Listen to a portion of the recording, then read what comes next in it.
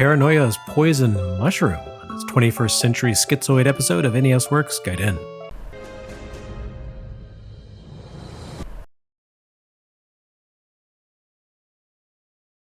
By request of TheyCallMeSleeper, a meditation upon Mario's mortality.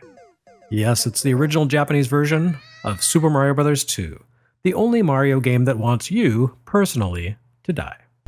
A mere 9 months after Super Mario Bros. Landed in Japan and set a new high watermark for Famicom software design and video games in general, Nintendo delivered unto the world a sequel. And by the world, I mean Japan. Just Japan. This is not the game most Americans and Europeans visualize when they hear the name Super Mario Bros. 2, resulting in a tremendous schism in Eastern and Western perceptions of what the Mario series is even about. The Japanese Super Mario Bros. 2, which has come to be known in the West as the Lost Levels, emerged into the world as that rarest of Nintendo sequels, one designed very much in the vein of its predecessor, adhering to the philosophy of more of the same but harder. Generally speaking, Nintendo liked to go in new and different directions with its software design back in the 8-bit era. On the rare occasion they even made a sequel, it rarely looked much like the first game. You can trace this tendency all the way back to the first time Mario showed up for a sequel. Donkey Kong Jr. played quite differently from its famous predecessor, emphasizing vines and springs over running and leaping, even as it flipped the role of protagonist and antagonist. And throughout the NES era into the Game Boy years, Nintendo made sequels would consistently defy expectations, especially around the time America got its own Super Mario Bros. 2, which arrived around the same time as the radically different sequel to The Legend of Zelda, and on the third-party side, the really weird Castlevania 2. But in the Lost Levels, we have a game that almost entirely recycles the material of the game that came immediately before it. Background graphics and tiles feature a little more detail, and players have to deal with a few contentious new mechanics. Otherwise, though, this is more or less the same as Super Mario Bros., but harder. Far from being a failure or flop, though, The Lost Levels demonstrates the wisdom of rapid iteration. It ended up being the best-selling release ever for Famicom Disk System, ultimately moving about 2.5 million units, putting it well ahead of the Japanese sales of other FDS titles like Castlevania and Simon's Quest, Bubble Bobble, and both Zeldas. Although 2.5 million pales in comparison to the nearly 60 million units the original Super Mario has sold, you have to take into consideration that the Lost Levels appeared exclusively on Famicom Disk System, a device that only sold in Japan, and had an install base of less than 4.5 million. In other words, more than half the people who could possibly have bought the Lost Levels did so. And in fact, the game very likely helped motivate many existing Famicom owners to make the steep investment required to add an FDS to their setup. You have to understand that Super Mario Bros. Became an even bigger phenomenon in Japan than in the US. Here, it stood as the vanguard of a massive new wave of next-generation games. An impressive creation by any standard, but somewhat muted by the noise of more than 24 other launch window releases for the NES. In Japan, however, Super Mario arrived at the peak of Famicom mania, the culmination of more than 2 years of promotion, word-of-mouth success, and million-selling hits, encompassing everything the platform represented and was capable of achieving. Because it was a massive hit, Japan's love for the original Super Mario still reverberates in pop culture.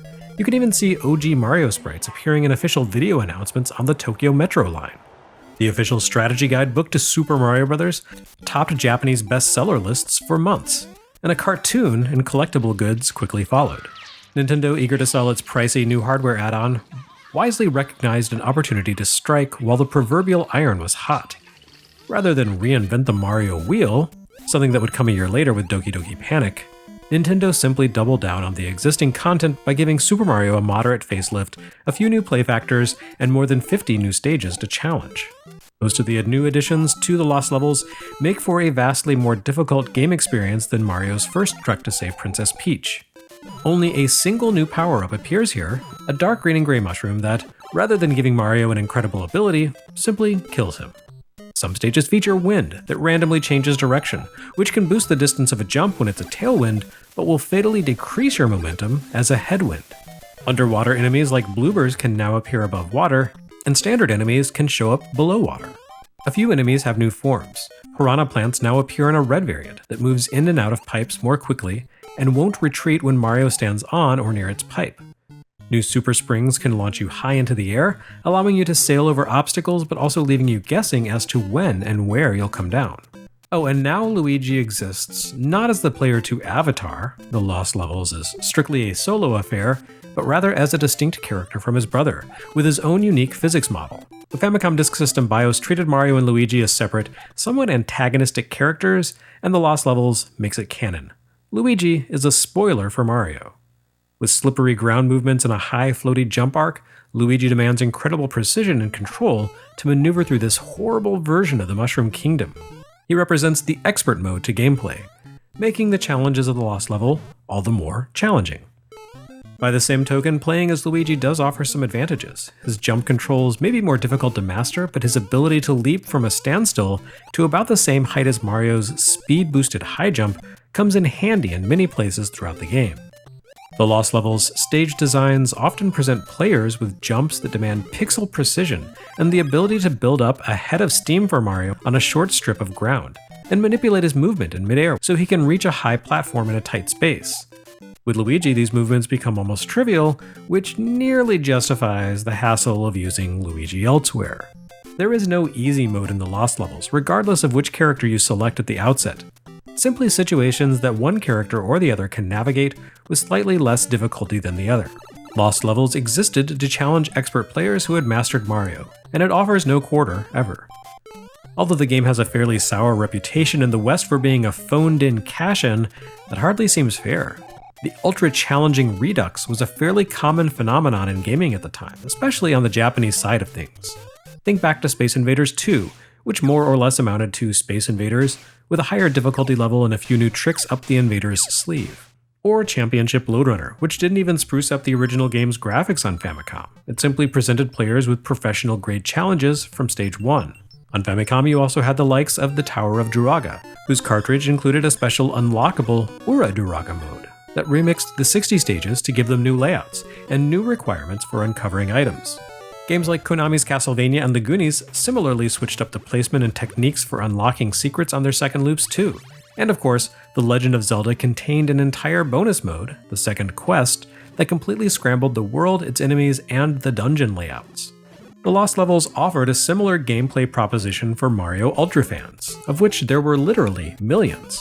But unlike DRUAGA and Zelda's Second Quest, this remix shipped on a separate diskette from the original game. You could hardly hold that against Nintendo, though. The Super Mario Bros. Cartridge literally could not have housed all the new layouts and graphics and items appearing in the Lost Levels. That had literally been the point of the first game. Nintendo created it as an exercise in maximal design, to see just how much content they could squeeze into a Famicom cart. And they could ultimately only pull off stuffing a full 32-level adventure in there by repeating several of the levels. According to Mario Wiki, that actually became the inception point for the Lost Levels. When Nintendo converted Super Mario to arcades for the Versus system, they no longer needed to concern themselves with the storage limits of a basic Famicom cartridge. Freed from those restrictions, the designers removed the Famicom game's repeated level designs and replaced them with all new stages, tuned to be extra difficult. This then blossomed into a full hard mode sequel built around these new levels, as well as the overall Versus Super Mario Bros. Ethos of providing power-ups less frequently, reducing the number of warp pipe opportunities, and making coins more difficult to come by. That approach wouldn't necessarily work for any old game, but remember, Super Mario Bros. Achieved monstrous sales. On top of that, the scale and sophistication of the game encourage players to plumb its depths, if you will, in search of secrets and to master its quirks. Japan's gaming audience took to Super Mario Bros. With the same enthusiasm they had shown for Space Invaders, absolutely picking it apart. Within no time at all, they had not only mastered some of the quirks of its mechanics, like the unintentional wall collision hitch that allowed Mario to wall jump with frame-perfect timing, but also elements that Nintendo never intended to include in the game in the first place. The Lost Levels directly plays with and subverts these player behaviors. The Infinite Lives trick in Super Mario Bros. World 3-1 gets a new twist here and appears right at the outset of the game so that you can stock up lives for the arduous challenge ahead. And the Minus World trick, well, fans uncovered that almost immediately upon Super Mario's debut, as well as the fact that it yielded entirely different results depending on whether you attempted it on a cartridge or in the Disk System reissue. The Lost Levels reworks the game physics to prevent the Minus World trick from working, but rather than simply planting the no fun sign, it includes several stages that overtly reference the glitch as a playful wink to that element of the Mario legacy. In the days before social media, patch notes, and official podcasts, this was as close as you got to a developer telling its audience, "We see you and how you're playing our game, and we have some things to say about that." Sure, to an outside observer, like most Americans, The Lost Levels seems like a hateful, mean-spirited creation. But I would argue that the opposite is true.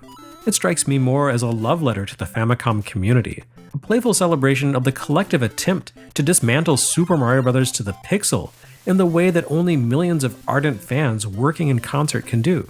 And remember, Nintendo may have sold The Lost Levels separately from Super Mario Bros., but thanks to the Disk System's low cost of media, its price was roughly half of what the original game's was.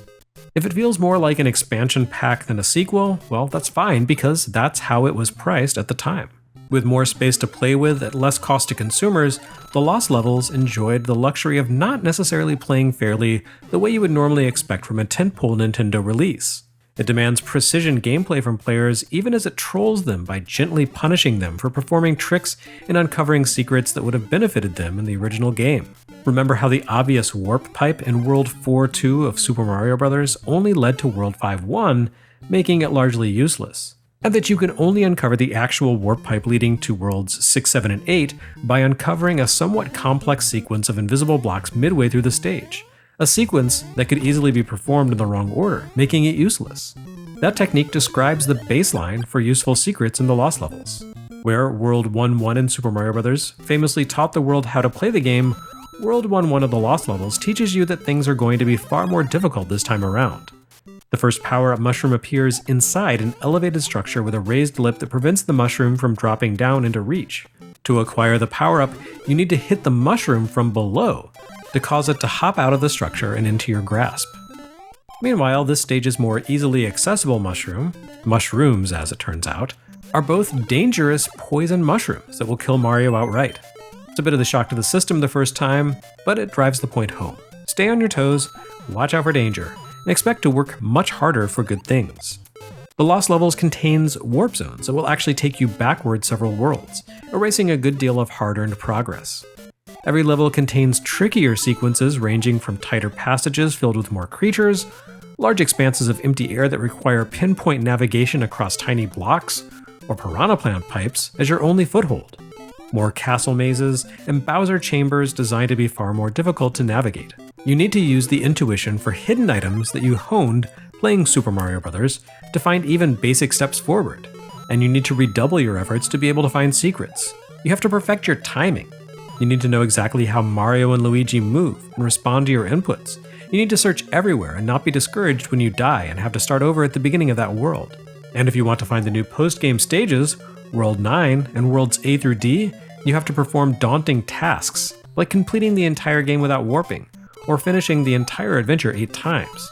Oh, and if you die in the post-game worlds, which are unbelievably difficult, you can't continue, forcing you to start all over again. The Lost Levels' vexing design is not entirely without its shortcomings. The mazes can be annoying, and its reliance on pinpoint precise leaps often feels more unfair than it feels simply challenging. And despite appearing on Disk System, a format with a built-in save feature ability, The Lost Levels does not record any of your progress, even though this is a game that absolutely begs for players to be able to take a break after yet another cheap death, cool off, and resume their adventure a few days later. You can tell this kind of cruel test of skill fell outside of Nintendo's standard wheelhouse because they didn't get it 100% right. Despite its flaws though, The Lost Levels commands a healthy level of nostalgia among Japanese gamers that simply doesn't and couldn't exist here.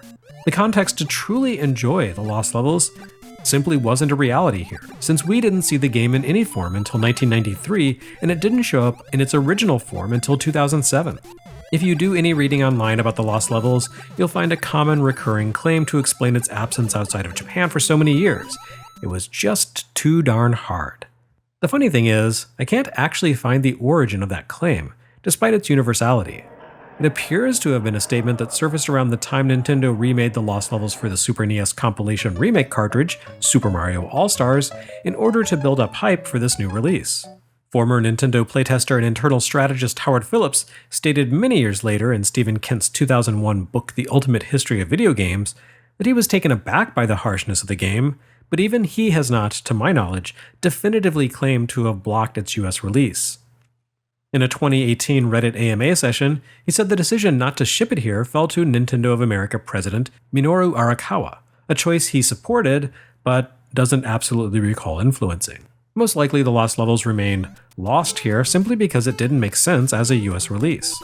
Besides the fact that the Disk System never shipped outside of Japan, the Lost Levels arrived in Japan right around the time the NES went nationwide in America. Nintendo let the console build up ahead of Steam here for several years, with millions of new NES owners discovering the original Super Mario Bros. For the first time as they came into possession of the system. The reality was that the market didn't really need or want a Super Mario sequel until a couple of years later, by which point a barely tweaked version of a 1985 in-ROM release would hardly have made a suitable first-party flagship title. Instead, we received a retooled version of YUME KOUJOU Doki Doki Panic as Super Mario Bros. 2. And the Lost Levels slipped into Nintendo cold storage to be preserved for a US release many years down the road, alongside the likes of Mother and Fire Emblem. And hey, we did get it eventually in a form and at a time when it made more sense as a US release. It took a while, but the Lost Levels did eventually become a part of the American Mario canon. It's never found the warm reception here than it did in Japan, but it's found a niche. After All-Stars, Nintendo included it as an unlockable bonus in Super Mario Bros. Deluxe for Game Boy Color, complete with the ability to save progress, and ported it to Virtual Console, complete with save states, and most recently included it on the Super Mario Bros. Game & Watch. And more importantly, the spirit of the Lost Levels quickly found traction in the larger Mario franchise. Luigi's oddball physics inspired the character Mama in Doki Doki Panic, and now define the character in all of his playable appearances. And while Nintendo rarely releases hard mode standalone titles, they've increasingly included that element as an unlockable part of both 2D and 3D Mario games. New Super Luigi U very directly drew upon the Lost Levels for inspiration, forcing players to complete New Super Mario Bros. U stages with only Luigi at 99 seconds per attempt, and notably found a much warmer reception among American fans than the Lost Levels did because it arrived in a more suitable context.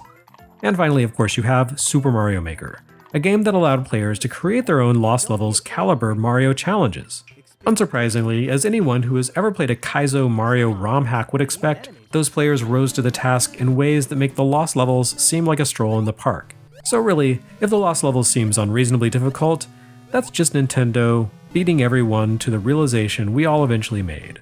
Being given the tools to make a new Mario stage basically turns you into a jerk.